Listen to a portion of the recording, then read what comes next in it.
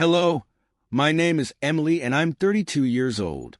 I've been married to my husband, Ryan, for 6 wonderful years. We live in Denver, Colorado, and are a typical middle-class couple. I've always been careful with money and good at saving. So, when Ryan's family suggested taking a luxury vacation, I decided to dip into my hard-earned savings to make it happen. It was my way of showing gratitude to his family, even though our relationship hasn't always been the smoothest. Ryan's family includes his mother, Margaret, and his younger sister, Sophie. Margaret is in her late 50s and has a strong personality. She loves to be in charge of everything. Sophie, at 27, is married and has a reputation for being a bit spoiled and self-centered. Despite their flaws, I wanted to include them in something special. I didn't tell anyone I was paying for the trip because I wanted the focus to be on the experience, not on me. I wanted everyone to enjoy it. The morning of our trip, we all gathered at Margaret's house. The excitement was contagious as everyone chatted about the places we'd visit.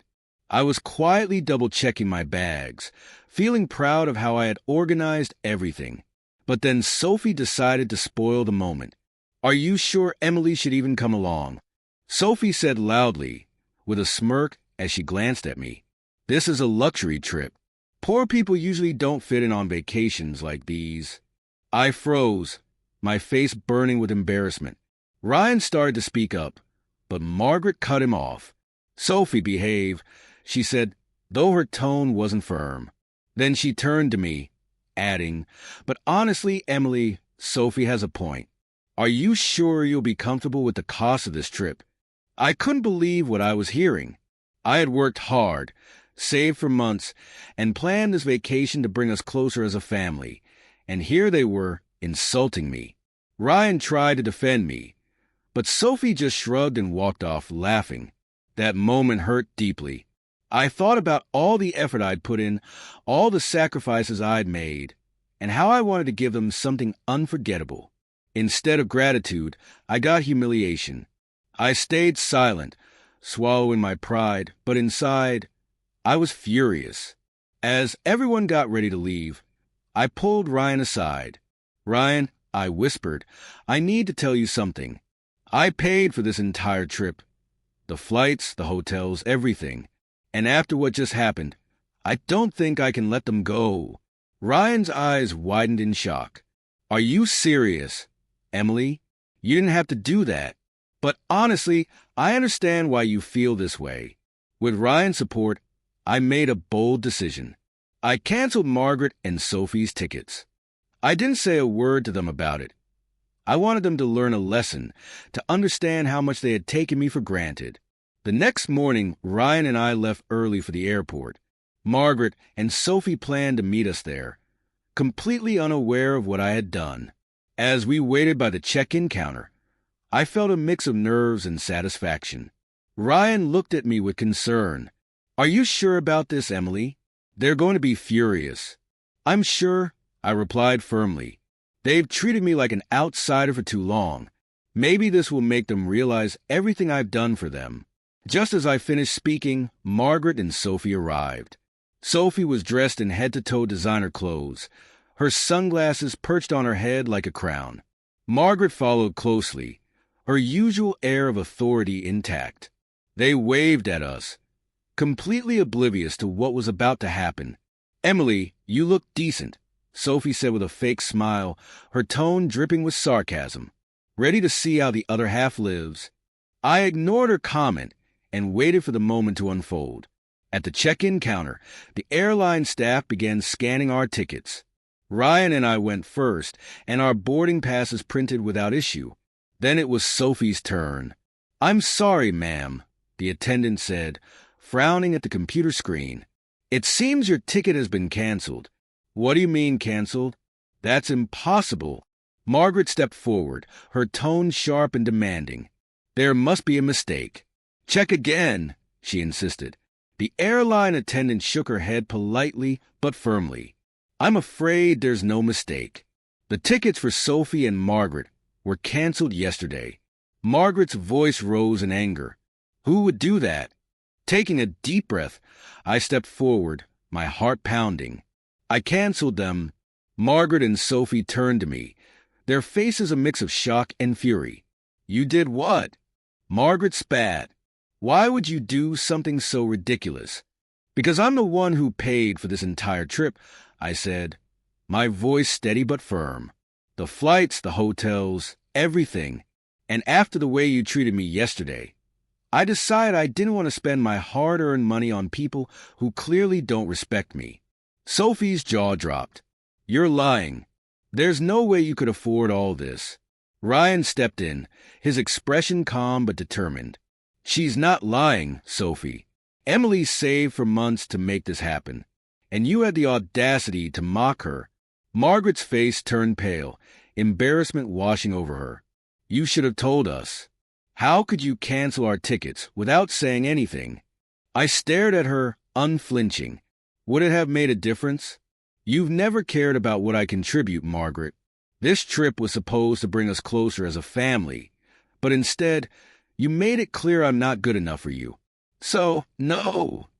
I didn't feel the need to consult you. The confrontation caused a scene at the airport. Other passengers glanced at us, whispering among themselves. Sophie was fuming, but Margaret's anger quickly gave way to an awkward silence. I can't believe this, Sophie muttered. You ruined everything. No, I said calmly. I finally stood up for myself. There's a difference. Ryan and I boarded the plane, leaving them behind. As we settled into our seats, I felt a strange mix of guilt and relief. Ryan squeezed my hand. You did the right thing, Emily, he said softly. When we arrived at our destination, we received countless angry texts from Margaret and Sophie. They accused me of being selfish and ruining their plans. I didn't reply.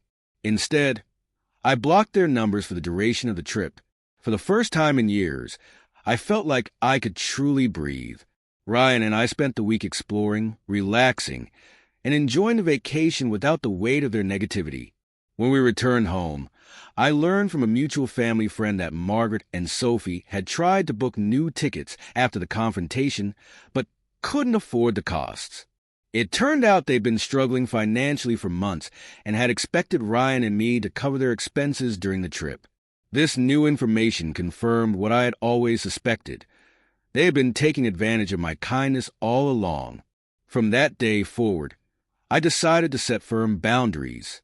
I wasn't going to let anyone walk all over me again, no matter who they were. But Margaret and Sophie weren't content to let the matter drop. They escalated the situation by spreading false rumors about me to our extended family. Suddenly, I was receiving cold shoulders and disapproving looks from people I had once considered friendly. They're telling everyone you're selfish and ungrateful, Ryan said, reading a message from his cousin. They're making it sound like you canceled the trip out of spite. I sighed, frustrated but not surprised. Of course, they're twisting the story. They'll never admit what really happened. But I was determined to clear my name. I started digging for proof of how much I had done for the family. While going through receipts and messages, I stumbled upon something shocking. A group chat between Margaret and Sophie. In it, they had been planning to manipulate me into paying for more luxury items during the trip. Don't worry, Sophie had written. Emily's so desperate for approval. She'll foot the bill for anything we ask. I showed the messages to Ryan, who was furious. They've been using you this whole time, he said. This discovery gave me the evidence I needed to confront them publicly. The following weekend, there was a family gathering at Ryan's uncle's house. Knowing Margaret and Sophie would be there, I decided it was time to expose the truth. With Ryan by my side, I calmly addressed the family. I know some of you think I'm selfish because I canceled Margaret and Sophie's tickets. I began. But what you don't know is that I paid for the entire trip, and they didn't contribute a single dollar. Gasps rippled through the room. Sophie tried to interrupt, but I held up my hand. I also found these messages, I continued, pulling out printouts of their group chat. This is proof that they plan to take advantage of me. Margaret and Sophie turned pale as I read the incriminating messages aloud. By the time I finished, the room was dead silent. The fallout was immediate.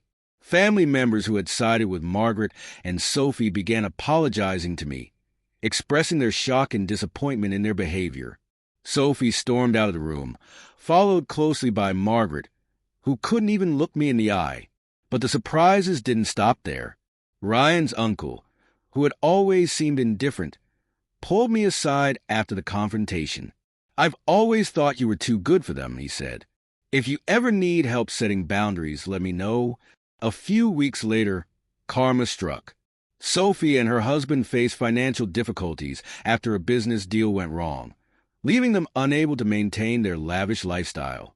Margaret, who had been relying on Sophie for support, was forced to downsize her home and move in with Sophie temporarily. Meanwhile, Ryan and I flourished. With the negativity out of our lives, we focused on strengthening our relationship and planning for the future. I even started a vlog about budgeting and standing up for yourself, which quickly gained a following. The experience taught me a valuable lesson about self-respect and boundaries. I no longer felt the need to seek approval from people who didn't value me. As for Margaret and Sophie, they tried to reach out a few times, but I made it clear that our relationship would only continue if they changed their ways. For now, I'm content keeping my distance and focusing on the people who truly appreciate me. Looking back, I'm proud that I stood up for myself. It wasn't easy to face the backlash and deal with the drama, but it was worth it. That trip became more than just a vacation. It was a turning point in my life. It taught me to value my own efforts, set firm boundaries, and never let anyone take my kindness for granted. Sometimes, the hardest thing to do is stand your ground, but it's also the most empowering. I've learned that self-respect isn't just about demanding better treatment. It's about walking away from people who refuse to give it. For anyone out there dealing with difficult family dynamics, remember this: you deserve to be treated with respect and kindness.